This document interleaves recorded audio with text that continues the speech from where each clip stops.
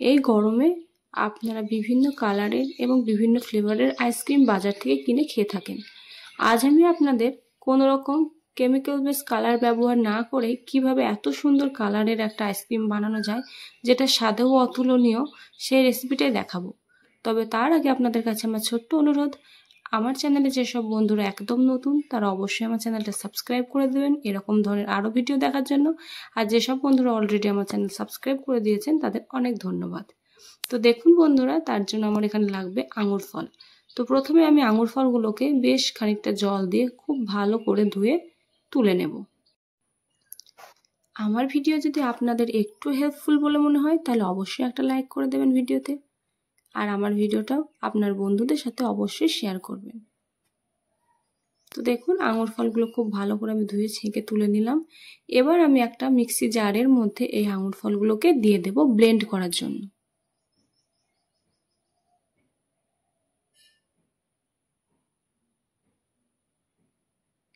তো সবগুলো আঙুর ফল আমি মিক্সি জারের মধ্যে দিয়ে দিয়েছি। এবার ঢাকনা দিয়ে এটাকে খুব ভালোভাবে ব্লেন্ড করে ফিরে আসছি। তো দেখুন বন্ধুরা, আমি খুব ভালোভাবে ব্লেন্ড করে নিয়েছি আর কত সুন্দর হয়েছে। এবার আমি কি করব, এটাকে আমি ছেঁকে নেব। আপনারা চাইলে এখানে স্ট্রেনারও ব্যবহার করতে পারেন। আমার হাতের কাছে স্ট্রেনার ছিল না, তাই জন্য আমি এরকম নেট নিয়েছি। তো এবার নেটগুলোকে এক জায়গায় জড়ো করে হালকা হালকা করে হাতের চাপ দিয়ে রসটা চিপে বার করে নেব। বেশি চাপ দিলে কিন্তু নেটটা ছিঁড়ে যেতে পারে বন্ধুরা, তাই হালকা হালকা করে চাপ দিয়ে আমি এইভাবে এটা বার করে নেব। যেসব বন্ধুদের কাছে আমার মতো স্ট্রেনার নেই তারা এরকম নেট ব্যবহার করেও রসটা ভালোভাবে চিপে নিতে পারেন। তো দেখুন সমস্ত রস আমার খুব ভালোভাবে চিপে নেওয়া হয়ে গেছে। এবার আমি রসটা অন্য একটা বাটিতে ঢেলে নিয়েছি। এবার আমি কি করব, আইসক্রিম তৈরি করার জন্য এই রসের মধ্যে দিয়ে দেব 2 চামচ মতো চিনি। আমি এখানে ছোট দানা চিনিটা ব্যবহার করেছি। আপনাদের কাছে যদি না থাকে আপনারা মোটা দানা চিনিটাও ব্যবহার করতে পারেন। আর দিয়েছি সামান্য একটু বিট নুন বা কালো নুন। এবার এটাকে খুব ভালোভাবে আমি নেড়ে নেড়ে চিনিটা গলিয়ে নেব। ছোট দানা চিনিটা দিলে কি হবে বন্ধুরা, তাড়াতাড়ি মিশে যাবে। আর মোটা দানা চিনিটা দিলে আপনারা একটু গ্রাইন্ডারে গুঁড়ো করেও নিতে পারেন। তো দেখুন মেশানো হয়ে গেছে। এবার আমি মিশ্রণটা একটা গ্লাসে ঢেলে নিয়েছি, যাতে আমার এই আইসক্রিমের মোল্ডে ঢালতে সুবিধা হয়। আপনাদের কাছে যদি এরকম আইসক্রিমের মোল্ড না থাকে তাহলে আপনারা কফি কাপেও এগুলোকে ঢালতে পারেন। তো দেখুন আমি এবার এগুলোকে একটা আইসক্রিমের মোল্ড নিয়েছি, তাতে আস্তে আস্তে ঢেলে দিচ্ছি।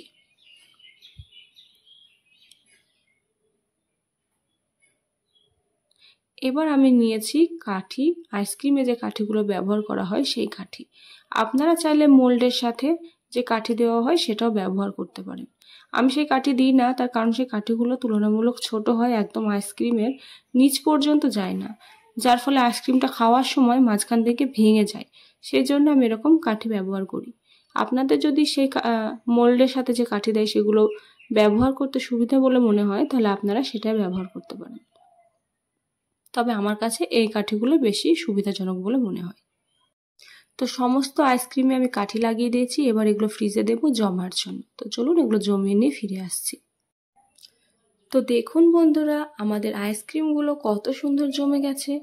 এবার আমি এগুলোকে আপনাদের মোল্ড থেকে তুলে দেখাবো। দেখুন কত সহজে এগুলোকে আমি উঠিয়ে দেখাবো। তো প্রথমে কি করব, আমি একটা আইসক্রিমের কাঠি ধরে হালকা একটু গোলে ঘুরিয়ে নিয়ে তারপর উপর দিকে হালকা করে একটু টানবো। দেখুন উঠে পড়লো কত সহজে, একদম গোটা উঠে পড়েছে, কোথাও ভাঙেনি, কিচ্ছু হয়নি। আর কালারটাও দেখুন কত সুন্দর হয়েছে। আমি কিন্তু এখানে কোনো রকম কেমিক্যাল ওয়ালা কালার ব্যবহার করিনি। আপনারা যদি চান এখানে একটু সবুজ রঙের ফুড কালার ব্যবহার করতে পারেন, কিন্তু আমি বানাইনি বন্ধুরা, কারণ বাড়ির জিনিস একদম খাঁটি জিনিস, সেখানে আমি কোনো রকম কালার বা অন্য কিছু ব্যবহার করতে চাই না। তো দেখুন এভাবে আমি আর একটাও তুলে দেখালাম। তো সবগুলো এভাবে আমি তুলে নেব। তো দেখুন বন্ধুরা আইসক্রিমগুলো কতটা সুন্দর লাগছে। এই গরমে বাড়িতে অবশ্যই একবার আঙুর ফল দিয়ে এরকম আইসক্রিম বানিয়ে খাবেন, আর বাড়ির সদস্যদেরকেও খাওয়াবেন।